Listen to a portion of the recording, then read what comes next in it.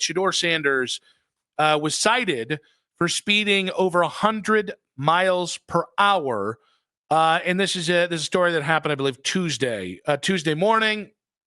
And the Ohio State Highway Patrol. Sorry, I'm reading the wrong thing there. This darn thing's clicking around here. It's all right, I got it. He was driving 101, 41 miles an hour over the posted speed limit, according to the report. So I know that this is going to engender a lot of really strong opinions and we're going to have takes on Shadeur's character and see this is why they shouldn't draft him. And there's going to be a lot of really dumb overthought. The reality is this isn't a reflection on his character. Yeah, it's not great, by the way. But I'll be honest with you. If you've driven around Berea by where the Browns location are, you're going to see a lot of young kids, a lot of young football players in really nice cars driving way too fast. This is not a Shedeur problem. It is a being 24, 22, 23, 21 with a butt ton of money and maybe not valuing your own safety or other safety just enough. Yeah, and cars that go really, really fast. It's hard. I have a hard time with this one because, I defend Shedeur, but you can't make it hard on us to defend you either. This doesn't help. It doesn't help. Guys, like last week, I looked down and I was accidentally driving 90. I didn't do it intentionally. I'm generally not a speed demon, but it happens. Now, over 100 is never, well, I can't say never. It hasn't happened much, but I don't know. I think this is a nothing burger. I mean, listen, it's not anything I'm going to focus in on, but also it's not. It just seems dumb. The whole thing seems dumb. Like, I think, the action, dumb, not smart, not great. The reaction's probably going to be dumber. Fair? Well, I think the reaction's probably going to be as if he hit somebody going 101. Yes. Well, exactly. Like, I understand that which is on the table. That is on the table. Serious implications, but he didn't. And I think that's important. Like, you can't be like, but he could have, but he didn't. But I think it's going to get spun into, but he could have. I think the but he could have people are going to be really loud on this one. So if you're just joining us, Shedeur got popped for speeding over 100 miles an hour here Tuesday morning. I think it was about 12:30. I'll reiterate right now. I was like, it's not great. I defend Shedeur, but you can't make it hard on us to defend you either. It doesn't help. And it's not like there's been a million comments. There's just been a couple. But the easy response has been total nothing burger. Didn't know he had to be perfect. It's a speeding ticket, not anything serious.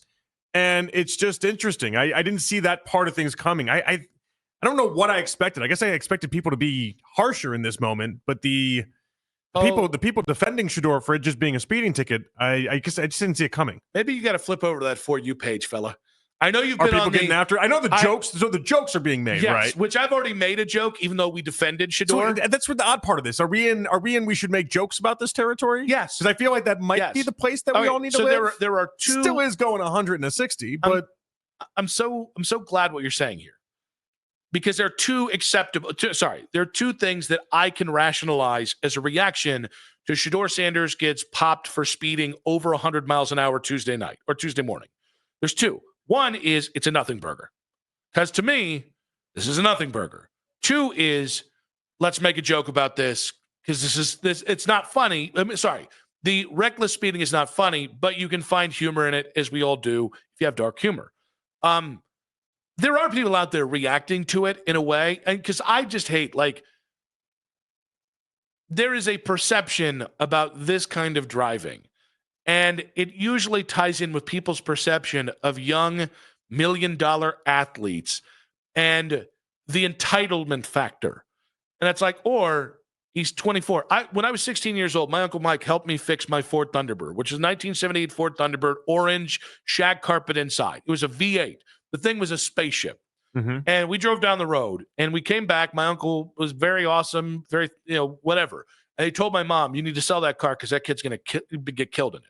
Yeah, because I was 16 and they gave me a howitzer for a car. Well, that's the part. I think a lot of us feel very hypocritical if we're like, how dare you go 100? Because I went 100 at one point when I was younger in life. You did too, I'm sure. I still speed, but maybe not recklessly. I don't know. I drive like the actual old lady that people joke about driving. I'm never more than 3 miles per hour over the speed limit. But that comes because at like 22 years old, I got a speeding ticket going 91 in a 65. And I remember the cop pulling me over and being like, listen, I think it was like 2 miles or 3 miles away from him being like, I have to take you to jail. I was like, wait, what's going on? Really, what he wanted me was donate to the St. Louis High School Foundation or whatever it was. It's like a $500 ticket. But since then, I don't drive that fast anymore. But I did at one point. We hear from time to time, why are you talking so much quarterback? Which is fair, because if we remember, we haven't really had to talk about quarterback other than one specific name for about 7 years now. So I think Browns fans and Cleveland fans in general are having, and tell me if I'm wrong on this, I think they're having a little bit of allergic reaction to being back where we were before Baker Mayfield, where it's Josh McCown versus Deshaun Kaiser versus, I don't remember the third scrub in the room, where it's Brian Hoyer versus Johnny Manziel and Connor Shaw is the backup. I think we have some Browns fans that are getting that feel like that I think have forgotten how this goes when you don't have a starting quarterback. Yeah, it's interesting. I hadn't thought about it from that perspective yet, because we went 4 years with Baker and then 3 years with Deshaun, where it was basically all but settled, and we didn't get to have the quarterback discussions that I personally love. Quarterback discussions. Quarterback's the most interesting part of the game to me. I like discussing. I like ranking. I like talking about quarterbacks. So it never really bothers me at all. There are definitely a lot of fans that are like, all right, we get it, guys. You have quarterbacks to talk about, and you're talking about them all the time. Well, if you'd like us to talk about Jerry Jeudy, we can. What's the most interesting non-quarterback Brown story? I wanted to pick a player because I feel like in the best interest of the conversation, I need to pick a player, and I first had picked a player, but it's got to be Kevin Stefanski. What happens with Stefanski this upcoming season, and whether or not he is able to get this team all on the same page and headed into a next year, whether or not he keeps his job, is by far to me the most interesting non-quarterback story. It's interesting. So I see the wheel of possibilities going forward. I don't think more than half of them involve Kevin getting fired, but I do think this is going to be a bad year. And so there's a part of me that I'm not interested in it, because I think how it happens, maybe it will, the devil's in the details of that. Like, if Kevin isn't the head coach next year, there's a couple clear ways it happens, but I guess because there's not like a specific, this is the one way you do this. I'm interested in his approach to it all, and I'm interested in whether or not he actually attacks this thing like he's got the long runway that Haslam suggests that he has, or whether or not he sits in the back knowing that Haslam can blindside him at any turn, and he's got to really keep his head on a swivel and worry about Kevin more than anything else. I really struggle with this because, and when I say interesting, like it's okay. One, it's interesting to us personally, but like, what are people talking about with the Browns? And I'm not trying to be this guy, and I'm certainly, listen, I took my playful shot at somebody, but the reality is there's nothing interesting about this team if not for the quarterback. Yeah, I mean, I first, if I was trying to do player stuff, I went down the list that you would typically go down, right? And I tried coming up with something with the wide receivers. There was a Myles Garrett thing that I came up with for a second. I'm like, Myles' reaction to the contract and whether or not he stays not even stays, gets excited about a team if they win 3 or 4 or 5 wins. I think that's very interesting, like kind of keeping track of that stuff. But you didn't find anything.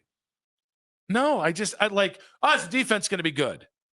Okay, the defense was good last year. Right. Yeah, hey, it's the offensive line. It's like, okay. Oh, yeah, and by the way, I like all the offensive linemen we have. Maybe that's it. Maybe I'm super interested in a slimmed down DeJuan Jones and whether he can stay healthy. And like, maybe there are. I want to see how Joel goes out in his final year.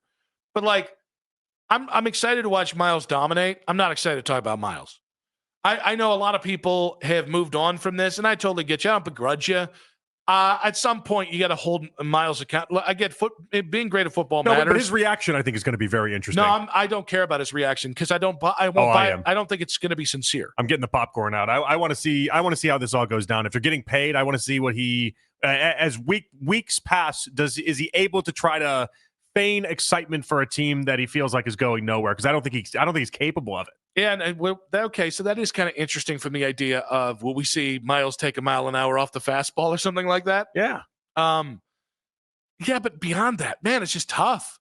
And again, like, I'm intrigued in where they're going to go, just big picture, because I think this is a really interesting year, and it doesn't seem like to me the Browns are interesting. But if we drill down to the non-quarterback minutia, or even the non-head coach, GM minutia, yeah, this is kind of like, I think I've arrived at the point where like they're either going to They're either going to surprise us or they're going to be just as bad as I thought. And neither of them, in the end, really satiate anything for me. Well, so that's the problem. The amount of conversations that just get cut off and snapped off before you can even start them when you have a team that's projected to win 5.5 games by Vegas is insurmountable. Like, think about it. Think about a couple years ago when they were projected to win double-digit games. We spent a whole month discussing kickers.